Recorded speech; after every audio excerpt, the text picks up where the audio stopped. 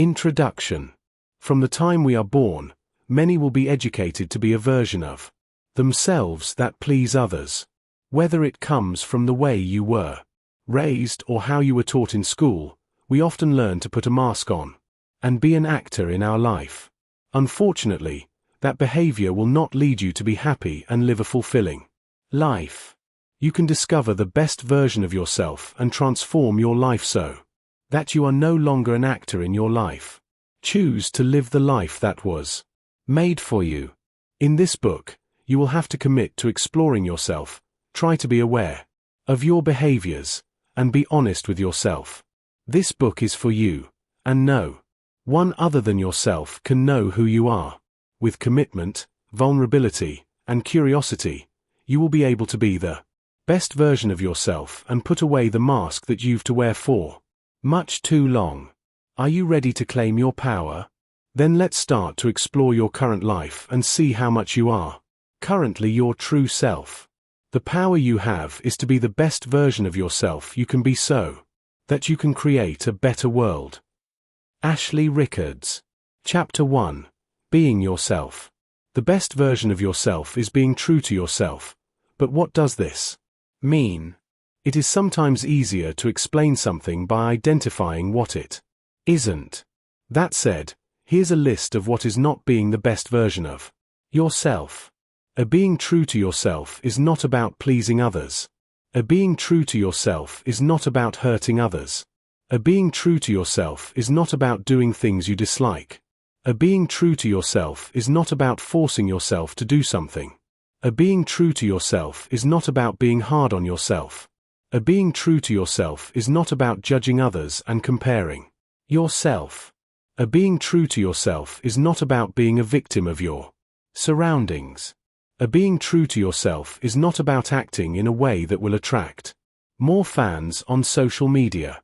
Being true to yourself means that you behave and communicate in complete integrity with your belief, values, and, most of all, with what feels right in your heart. When there is an alignment with your inner self, emotions, states, and desires, and outer self, behaviors, communication, and relationships, you are the best version of yourself. Assessing yourself. Have you ever felt like your behavior and the way that you held yourself varied depending on who is around you and where you are? We tend to play a different role when we are with individuals that we want to please or want to make sure that they like us. For example, you might behave in a completely different way if you are at work or with people you just met and want to be friends with them. We tend to be ourselves when we are at home or with childhood friends. That is when we let our guards down and become more vulnerable and less worried about how others might perceive us. The following questions will help you identify which area of your life you are the best version of yourself. The answer is yes or no. Pick the answer the closest to how you feel, mostly yes or mostly no. Business, career, and professional world. Are you satisfied with your work? Do you get along with your colleagues? Do you know what you want to do for work? Are you comfortable with your knowledge and skills? Do you feel you are contributing to the world in a way that fulfills you? Are you happy in your career? Given the opportunity to change work, would you still stay in your job? Love and romantic relationship. Are you experiencing happiness in love? Do you feel like you can be yourself in a love relationship? Do you feel loved for who you truly are? Do you feel your partner knows you very well? Are your needs mostly met in your love relationship? Is it easy for you to understand your partner? Are you healthily independent in your love relationship? Total. Family. Are you close to your family? Do you feel like you have a connection with your family? Can you be yourself around your family? Do you mostly experience positive emotions around your family? Is being with your family where you feel like you are truly yourself? Do you feel supported by your family? Can you count on your family when you need help? Friends. Do you have a close bond with your friends? Do you trust your friends? Would you say that the level of give and take in your friendship is? Do you feel comfortable saying no to your friends? Balanced between you and them? Do you feel like you can be yourself with all your friends? Do you have healthy boundaries with your friends? Are you honest with your friends? Acquaintances and neighbors. Are you honest with people you meet for the first time? Do you stay true to yourself when you meet new people? Meaning, you don't change your demeanor. Are you honest with yourself when you meet someone new that you don't like? Meaning you don't try to convince yourself that you need to give them a chance. Are you the type of person that will say no to an offer to go out if you don't feel like hanging out with that person? Self. When you meet someone, do you immediately know if you will get along with them or not? Are you able to distance yourself from a person when you are not interested in their friendship? Are you comfortable expressing your thoughts with unfamiliar people? Are you comfortable in your own skin? Do you appreciate your physical body? Would you say you have healthy self-talk? Are you comfortable with compliments from others? Is it easy for you to accept help from others? Do you appreciate spending time by yourself? Could you list 10 qualities about yourself right now? Compile all the yes and no from each section. The more yes you have, the easier it is for you to be yourself. The goal is to be your true self in all spheres of your life. Based on that quick survey, which area of your life has more NO? Keep that in mind. We hope that by the end of reading this book, you're more comfortable being yourself in that area of your life. Every decision you make reflects your evaluation of who you are. Marianne Williamson. Chapter 2. Projecting Yourself. Some of the questions in the previous chapter might not make sense to you. For example, we asked if you are the type of person that will say no to an offer to go out if you don't feel like hanging out with that person. If it is hard for you to say no to others and instead of saying no, you use white lies, which means that you are also able to tell yourself white lies. Being dishonest is one of the most common mistakes we make in life that keeps the best version of ourselves at bay.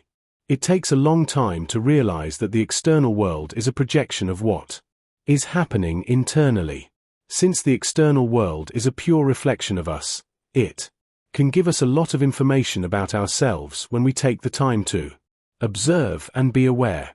For example, if you hate your job, it could be a sign that you technically don't recognize your skills and abilities, that you are unable to clearly see what you are capable of and therefore settle for jobs that you dislike. It's almost like you are creating your own misery. Take a moment to list some of the things that you dislike in your environment.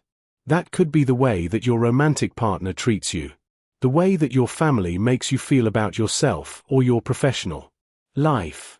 If I could change something about my life, it would be the following. Now that you've listed a few things you would like to change about your life, let's reflect on what this means regarding yourself. Here are a few examples of what could potentially be the projection. External projection. Internal reality. My romantic partner doesn't give me enough attention. I am struggling to provide myself with love and care. My friends don't listen to me or don't want to hear from me. It's always about them. I tend to forget about my needs and always try to please others. I have a hard time putting myself as a priority. I'm still stuck doing stuff that I don't like. It seems to always be like that. Why can't others do the things I like? I am unable to say no and have not created healthy boundaries with others. I am not able to respect myself. I've always hated my jobs and can't seem to find what I want to do in my career. I am unable to see my skills and abilities. I tend to be hard on myself. I'm never good enough. When I'm on social media, I want people to like my post. I can take hundreds of pictures before I get to the perfect one to share on my social media. I perceive myself as not enough, and I feel I need to be perfect to be loved. I don't accept myself for who I am. I need the approval of others to like myself. Every romantic partner I had, I did everything they wanted and always tried to please them, but they never gave the same amount of effort in the relationship. Why is it that I can't get what I offer? I believe that I cannot be loved for myself. Therefore, I have to be another person to be liked. I have to act in a certain way to receive love. Now, your turn to dig deep and find what your external world is telling you about your internal reality. What have you learned about yourself in that activity? Are there aspects of you that you want to work on? Are there some projections that you would like to address and end the cycle in your life? In the next chapter, we will look at things that make you reactive. Reactivity is often another aspect that needs our awareness. When we learn our triggers, we learn about our true selves and what needs to heal within to be the best version of ourselves. You don't see the world as it is, you see it according to who you are. Stephen Covey. Chapter 3, Learning Your Triggers. Are there some subjects that you avoid discussing with others because you know you will be angry or frustrated? Do you sometimes find yourself easily offended by others? Learning your triggers will help you to move from being reactive to being at peace with what others think when it is different from your opinion. When we are triggered by something external to us, we tend to blame others for what we are experiencing. Blaming others for our state of mind and situation is living a victim mindset. The faster you can learn to stop reacting to others, the faster your mindset will shift to be more in alignment with your true self. First, you have to accept that the only things you can change in this world are your behavior, your mindset, and your communication style.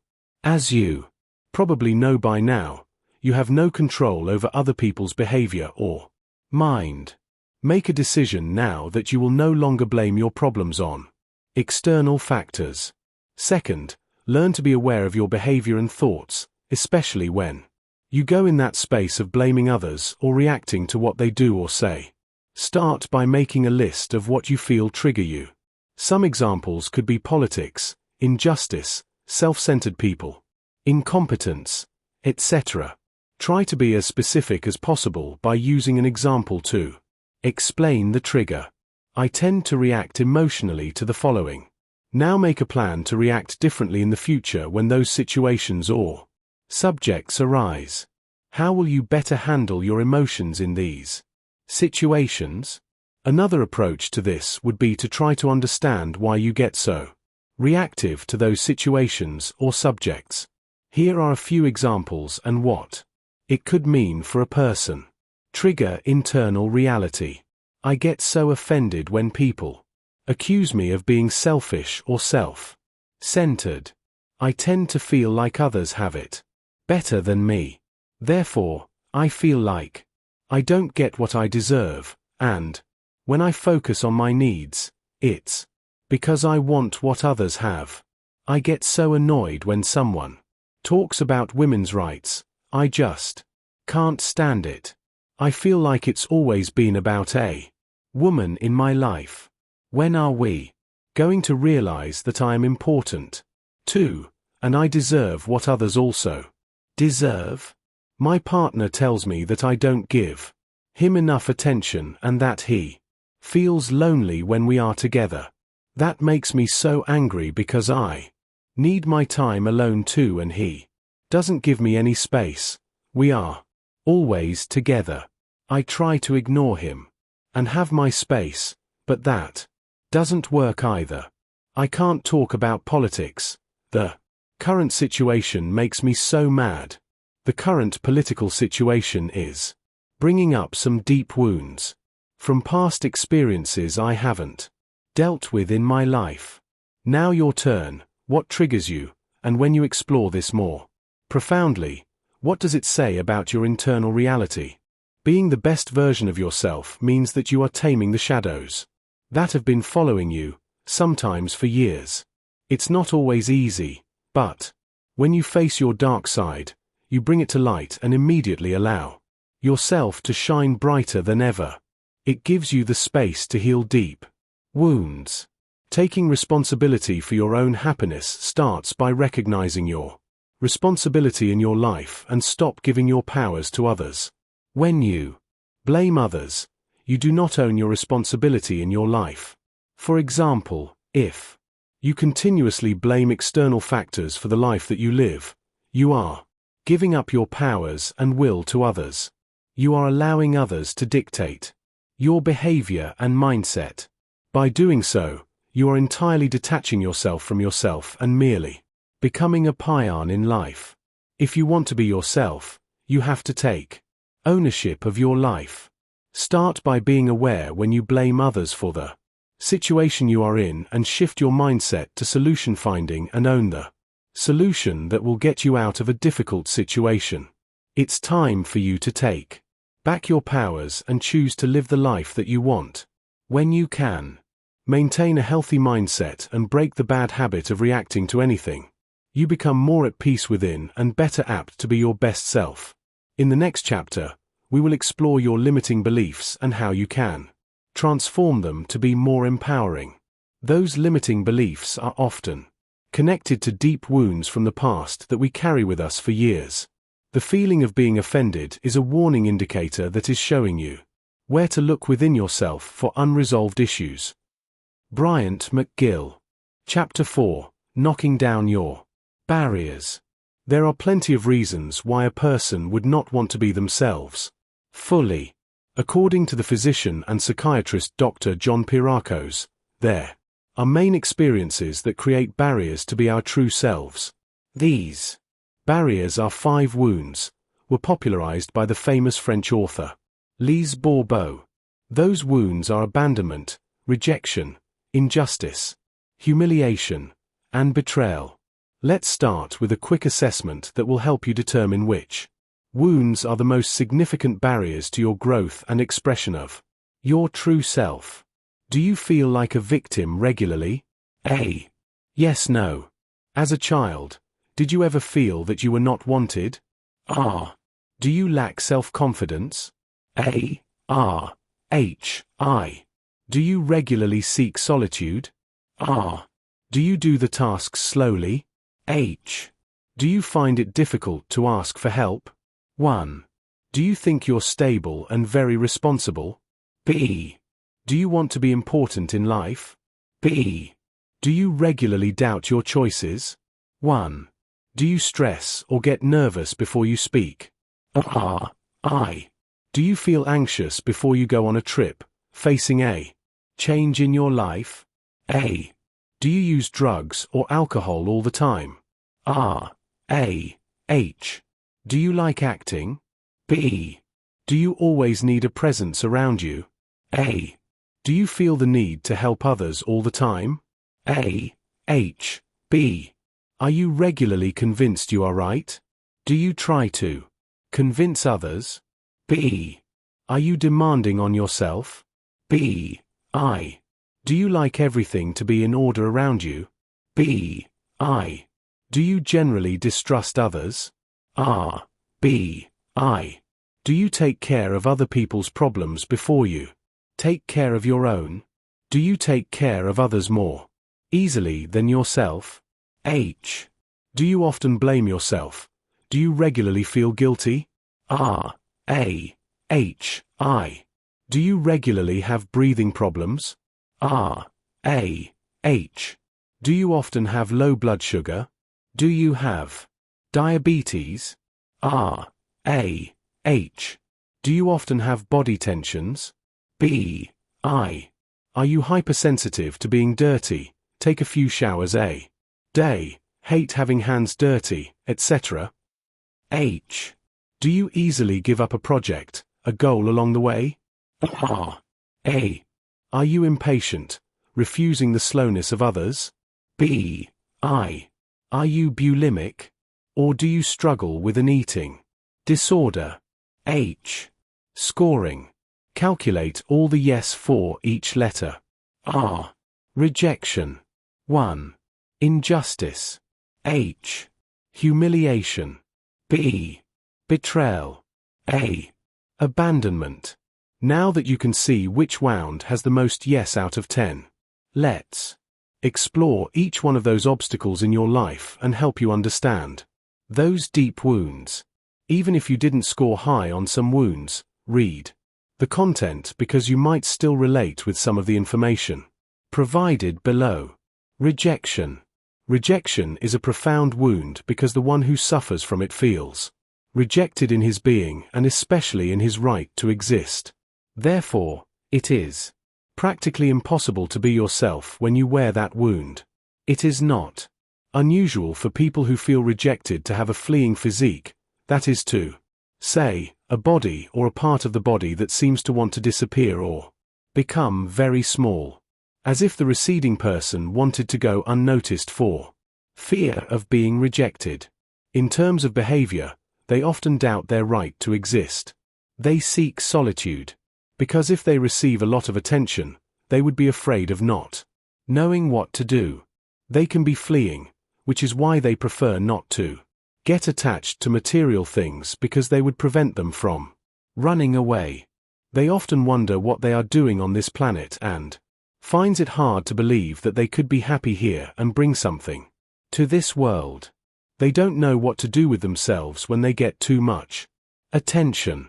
In relationships with others, they are constantly finding ways to seek love from the parent of the same sex and will reject themselves from a person of the other sex, often feeling guilty when they face rejection. It is not unusual for them to live in ambivalence. When they are accepted, they won't believe it and often create a self-sabotaging situation so that others reject them. Their biggest fear is panic and anxiety because that often arises in them when they are rejected. Injustice. The wound related to injustice is intimately linked to the wound of rejection. While rejection touches deeply the being, the wound of injustice touches on having and doing. People who have that wound often has a body rigid and as perfect as possible. They have a well-proportioned body, rigid movements, stiff neck, and very proud. They are usually lively persons with dynamic movements, but who is rigid and lacks flexibility, often a perfectionist and envious. These persons tend to cut themselves off from their feelings and often cross their arms. They try to be perfect and justifies themselves a lot. They find it difficult to admit that they have problems. They often doubt their choices. They like order and tend to control themselves by demanding a lot from each other. They can be angry and cold and has difficulty showing affection. They don't want to be late but will often be delayed because they take a long time to prepare. It is often difficult for people with the injustice wound to accept compliments, help, or gifts from others because they feel in debt toward the person after. Their biggest fear is when others are cold toward them, because that awakens the unfairness but is also a reflection of their shadow. Humiliation. This wound is mostly related to the physical aspect of having and doing. Most individuals with the humiliation wound have a larger and round body, round face, with a broad and rounded neck. They are often ashamed of themselves and others or afraid to shame others. They think they are dirty or unclean. They don't want to recognize and assume their sensuality and their love of the pleasures associated with the senses. That is why they often compensate and reward themselves with food, and they gain weight quickly to give themselves a reason not to enjoy their senses. They are also afraid of being punished if they enjoy life too much. So, they ignore their freedom by putting the needs of others before their own, so that they stop enjoying life. Most individuals with the humiliation wound want to do everything for others. In reality, they want to create constraints and obligations for themselves to stop enjoying their freedom and life. This lack of enjoyment reinforces the feeling of being abused and humiliated, and in the same way, they tend to demean and humiliate others by making them feel that they cannot do it alone without them. They are often inclined to blame themselves for everything and even take the blame for others. Their biggest fear is their freedom. They are afraid to lose the ability to be themselves when humiliated by others. Abandonment. The wound experienced in the case of abandonment is the second deepest, after that of rejection, because they both affect the being at a profound level. Most people with the abandonment wound lack tonus.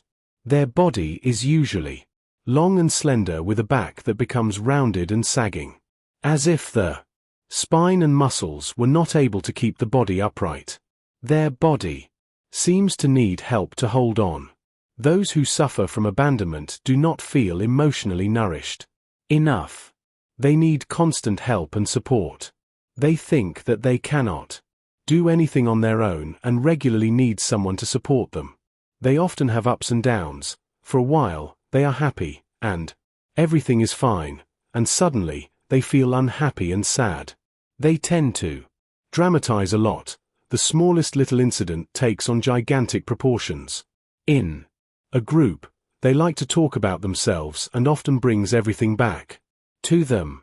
Besides, they usually seek the opinion or approval of others before making decisions. They can't make up their mind, or they doubt their choice when they don't feel supported by someone else. And when they do something for someone, they do it with the expectation of a return of affection. Their problems give them the gift of attention, and this prevents them from being abandoned. The more a person acts like a victim, the more his or her abandonment wound increases. Their greatest fear is loneliness, since it is directly connected to that feeling of being abandoned. Betrayal, or treason. The wound of betrayal is intimately related to the wound of abandonment. While abandonment is about being, the wound of betrayal is about having and doing. Their body often exhibits strength and power. In men, shoulders wider than the lower body. In women, lower body larger than the shoulders, pear-shaped body. The higher the asymmetry between the upper and lower body, the greater the betrayal wound. Very uncompromising, they want to show others what they are capable of. They often interrupt and respond before a person is finished. When things don't go fast enough to their liking, they become angry. They consider themselves hardworking and responsible. They struggle with laziness. They hate not being trusted and do not always keep their commitments and promises, or forces themselves to keep them. They tend to be impatient and intolerant. They confide with difficulty and do not show their vulnerability. People with a betrayal wound have great difficulty accepting the cowardice of others. They also have trouble delegating tasks while trusting others. Among the 5 wounds, the betrayal wounded is the one who has the most expectations towards others because he likes to foresee and control everything. Unlike abandonment wounded who has expectations of others because they want to be loved and supported in their abandonment injury. The expectations of the betrayal wounded are to check that others do what they need to do well to verify if they can trust them. They firmly state what they believe and expect others to agree with their beliefs. They tend to state their point of view categorically and seeks to convince others at all costs.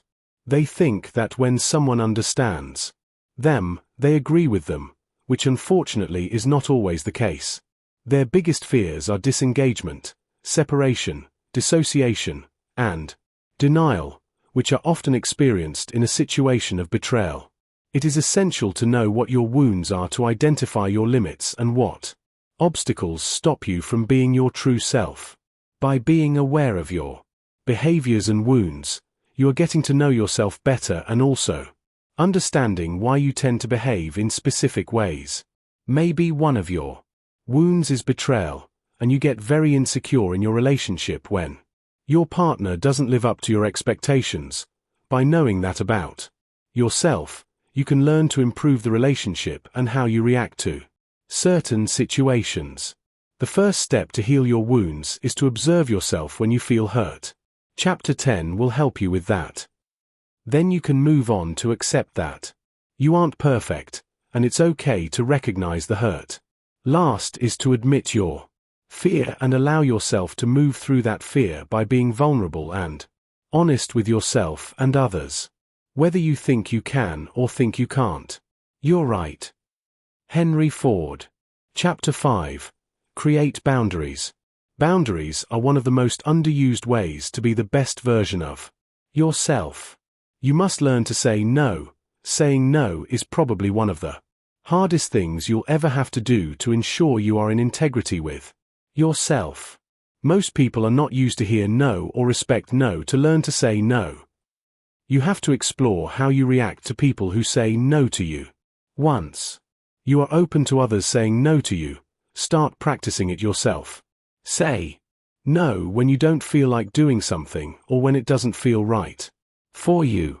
Another aspect of creating boundaries is how you behave in your friendship circle. Be clear about individuals who are supportive and uplift you and stay away from those who only bring you down or feed drama. Surround yourself with people who appreciate you for who you truly are. Now is the perfect time to assess your friendships and set boundaries around those who do not fulfill you. Toxic relationships often feel a more deep-seated need to please others. If you are experiencing a relationship with a person who is mean to you or always makes you feel bad about yourself, knows that you are allowing this. It is okay for you to say no to that type of relationship. It doesn't have to be a romantic relationship. It could be with a friend or a coworker. To have healthy boundaries, you need to know what you value. If you value compassion, but you turn around and start criticizing and gossiping with a friend, you are not in integrity with yourself. Be clear about what you value, and then match the behaviors to those values. That way, it will be easier to create boundaries and shift your behavior when it is not aligned with your values and beliefs. Once you are clear with your values, seek them in others, and surround yourself with people who have similar values to you. Once you can recognize how you feel about the relationship you currently have and are clear about your values, it will be much easier to assert yourself. For example, if you are with a group of friends and one suggests something you are uncomfortable about, you can assert yourself. Express how you feel and why you don't feel like participating in that idea. The more you will assert yourself, the better you will feel about yourself. Just be mindful that you are not judging or criticizing others when you assert yourself. Position your thoughts in a way that it's about what you feel, and what you don't feel is aligned with your true self. But most of all, stop trying to please others because it is one of the most limiting behaviors you can have. When you please others, you completely forget your true self and allow others to dictate how you should behave, look, and even talk. This type of behavior is very destructive to the self, and it is pretty much acting yourself. You become an actor and live the life that others want you to live in. Once you learn to let go of pleasing others, you start living your own life. You no longer tailor your experience to the image of others but more to what you want and who you are. By doing so, the people around you will accept you for who you are, and if they don't accept you, they are not meant to be in your life. Creating boundaries means recognizing that sometimes you do things to please others, and that has to stop if it makes you feel bad about yourself. Pay attention to when you say yes, and deep down, you don't feel like doing something. Take the courage to stop trying to please others. For example, if somebody asks you to do something for them and you don't feel it's aligned with your needs, just say that it's not a good time for you. You can also say no. Doing what you want doesn't mean free for all, it means showing compassion toward what lies in your heart and do things that bring you joy, fulfillment, and drive. The more you will do things that bring you joy, the less you will need boundaries. You will surround yourself with people who appreciate you for who you are. You won't need to say no because it will be aligned with your true self. Once you start setting boundaries, you will notice your life changing, and you will find yourself experiencing more positive moments. A life with boundaries is the perfect environment to be yourself and live your best life. If you want to be the best version of yourself, you need to learn to say no and create boundaries. By distancing yourself from things that don't align with your authentic self, you are saying no to distraction and hindrance to living your best life. When you start respecting yourself, you put yourself as the priority. Many people believe it is selfish. Meanwhile, when it is done for the right reasons, it serves a bigger purpose. It allows you to have the time, energy, and wellness to be your best self around others. It will enable you to be present for others and, in return, uplift them too. When you find the courage to create healthy boundaries in your life, you quickly are rewarded with joy, happiness, and a sense of being the best version of yourself. Setting boundaries is a way of caring for myself. It doesn't make me mean, selfish, or uncaring, just because I don't do things your way. I care about me too. Christine Morgan. Chapter 6. Increase your self-confidence and self-esteem. Self-confidence is mostly behavior-based, and it is about knowing what your abilities are, while self-esteem is more mind-based on how you perceive yourself. Self-esteem and self-confidence are not always positively correlated. For example, you can be good at something and trust your skills, self-confidence, but still perceive yourself as a loser, self-esteem. First, let's explore self-confidence and assess how your self-confidence is. Self-confidence. Self-confidence is about trusting your abilities and also trust your own judgment and decisions. People with low self-confidence will judge themselves by their actions or what they are incapable of doing. When you experience low self-confidence, you will likely see the gaps in yourself. Here are some questions that will help you assess your self-confidence. Check all that applies to you. I do what is expected of me even when it doesn't necessarily feel right. I often feel sad and discouraged about my life. It's hard for me to handle change. When something looks hard, I usually don't even try it. I rarely set goals for myself. I rarely find solutions to my problems. When I receive feedback, I often feel hopeless. Obstacles are failures for me. I can't list 5 of my qualities right now. I feel like I don't have the abilities, resources, and skills to accomplish your goals. I rarely take a risk because that often means failure for me. The more answers you've checked, the more you need to work on your self-confidence. One of the easiest ways to work on self-confidence is to assess your level of comfort at accepting compliments from others and correct it. How do you react when someone gives you a compliment or positive feedback? Most people who struggle with that will show a lower level of self-confidence. Correcting this is simple. Learn to respond with thank you. Stop making excuses or reasons for it, and simply say thank you. This will improve your relationship with others and, mostly, with yourself. If you can't accept compliments from others, how can you expect to recognize your qualities? Start by showing a different behavior in your external world, and the inner world will positively change. Another way to build self-confidence is to strengthen your self-esteem, which is more the way you perceive yourself. Improve your perception of yourself, and you are less likely to see the gaps in your behaviors. Self-esteem. Self-esteem is the way we perceive or evaluate our worth and is the ultimate belief we place on ourselves. People with high self-esteem tend to be more comfortable with their true selves and demonstrate a lot more integrity. When we have high self-esteem, we respect our true selves.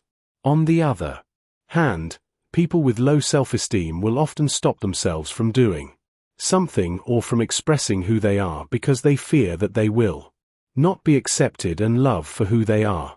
Our fear of being judged often leads us to behave in a way that is not aligned with what our heart wants because we want to feel accepted and loved by others.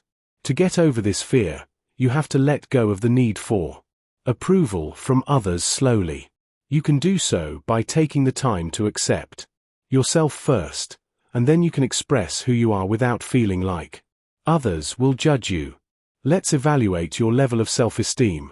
Check all that applies to you. I am comfortable and happy to be myself.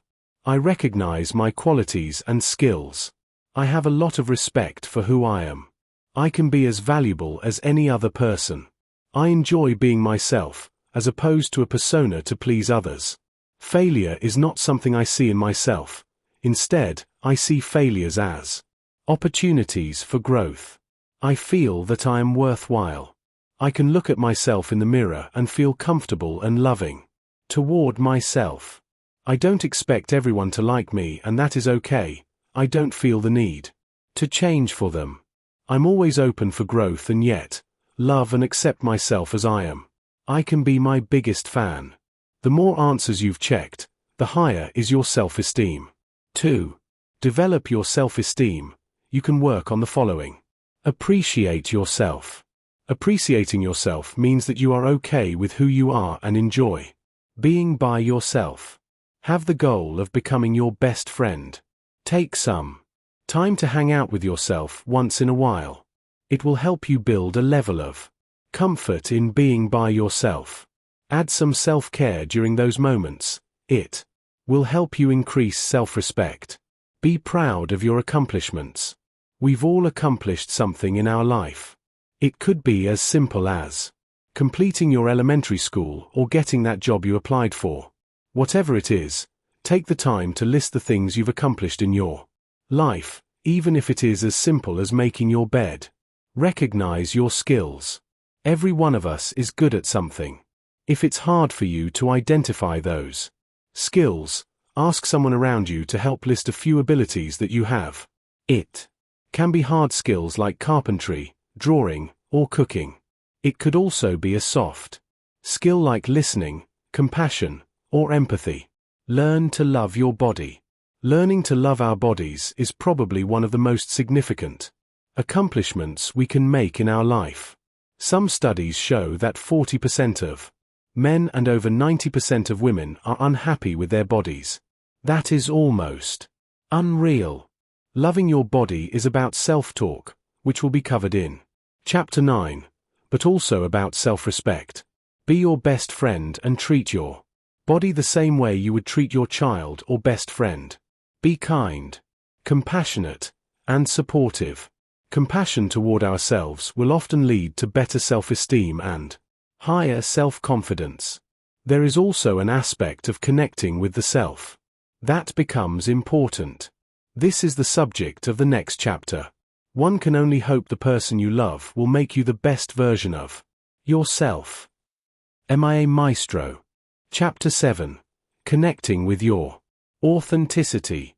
Authentic people are genuine, real, and mostly in integrity with themselves. They don't try to be someone they are not or please people they don't know. They, in some ways, know that they are unique but accept that aspect of themselves. For them, being different is not an issue nor something they thrive to be. They are just themselves.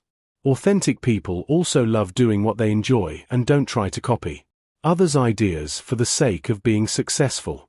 Their success comes from doing what is in their heart, what drives them, as opposed to what inspire others or the majority. One of the best ways to connect with your authentic self is to stop comparing yourself to others. When you compare yourself to others, you automatically feed a belief that you should be like others, that being yourself is not enough. This limits you from being yourself and making it okay. Most of us often compare ourselves to others because we have that belief that others have it better than us. This can transform into envy or jealousy. Take a moment to list all the things that make you happy and fulfill a space in your heart. Now find ways to do more of that. When you do the things that you love, you are being authentic, you are exposing the best version of yourself, and that's why it is fulfilling. Another way to reconnect with your true and authentic self is to rediscover your inner child, the one that didn't care about what others thought. Authenticity is the daily practice of letting go of who we think we're supposed to be and embracing who we are. Brené Brown. Chapter 8. Reconnecting with your inner child. When you reconnect with your inner child, you also heal wounds from the past, often associated with the 5 wounds in Chapter 4. The top things you can learn from your inner child are the following. There is no such thing as failures, only experiences. The best way to experience life is through play. It doesn't matter what others think. If you want to scream, scream. If you want to dance in public, dance in public. If you want to sing when you eat, sing when you eat. Love is unconditional. I love my parents no matter what or who they are, from the moment I am born. I live in the present moment. When I am hungry, you know it. When I am happy, you know it. When I am calm, you know it.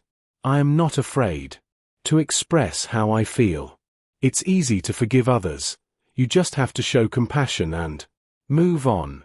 Try to be more like your inner child and awaken that aspect of you that you knew when you were young, but somehow you've disconnected from.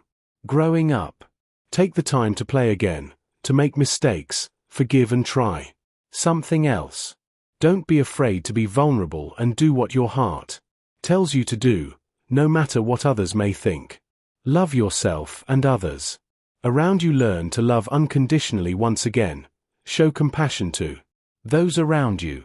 And most of all, learn to live in the present moment. Stop resisting all those emotions and learn to express them more healthily, and not repress. The most potent muse of all is our own inner child. Stephen Nachmanovich. Chapter 9. Tame Your Inner Voice. Self-talk is one of the most powerful forms of communication because it has the power to lift you up or bring you down in a matter of seconds. It is often impressive how we can be mean to ourselves. While most of us would never express hate or diminishing words toward our friends and families, yet we let ourselves be our biggest bully. The first step is to pay attention to your inner chat. What are the thoughts that cross your mind when you look at yourself in the mirror or when you make a mistake?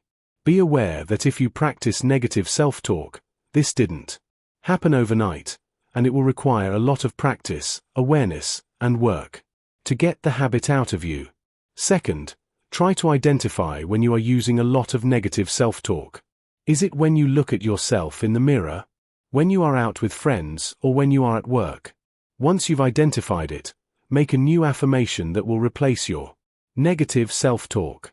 For example, if you are always criticizing yourself when you are at the gym, that your hips are too big or your belly is not in enough, make a new phrase in your mind that you will use when you are exercising. It could be that you are proud of yourself for taking the time to take care of your physical body. Be aware of your negative chatter and change it to something more positive. Self-talk reflects your innermost feelings. Asa Don Brown. Chapter 10. Increase your self-awareness. Have you ever been in a public space, and the person next to you express this huge sigh that clearly shows her impatience toward the situation? How did that make you feel? Were you a bit uncomfortable? That person didn't care about self-awareness. Self-awareness is the ability to recognize your emotional state and find ways to stay in balance. When you practice self-awareness, you are automatically allowing yourself to be a better version of yourself and not let your emotions take control of you. Being self-aware simply means that you can observe yourself from a non-judgmental perspective. When you are self-aware, you can catch yourself in the present moment, experiencing a specific state, reaction, or feeling. The more you are aware of your emotions, the more you start to understand yourself. For example, you might observe that you tend to be reactive when someone provides you with a suggestion on how to do something different. When you are aware of your emotions, you have a better idea of who you are and how you tend to react in certain situations. It is also the best way to improve yourself on certain aspects that you don't find optimal. You become less driven by drama. Self-awareness will help you in your daily life with identifying moments when you are living one of the 5 wounds, or when you are a victim and not aligned with the best version of yourself.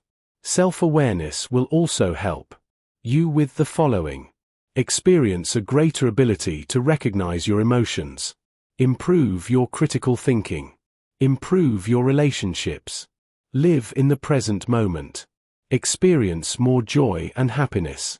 But the ultimate reward to being self-aware is your ability to recognize when you are not in alignment with your true self. It is the opportunity to be authentic and therefore be in integrity with yourselves. Self-awareness is the key to becoming the best version of yourself. Awareness is the greatest agent for change. Eckhart Tolle. Conclusion.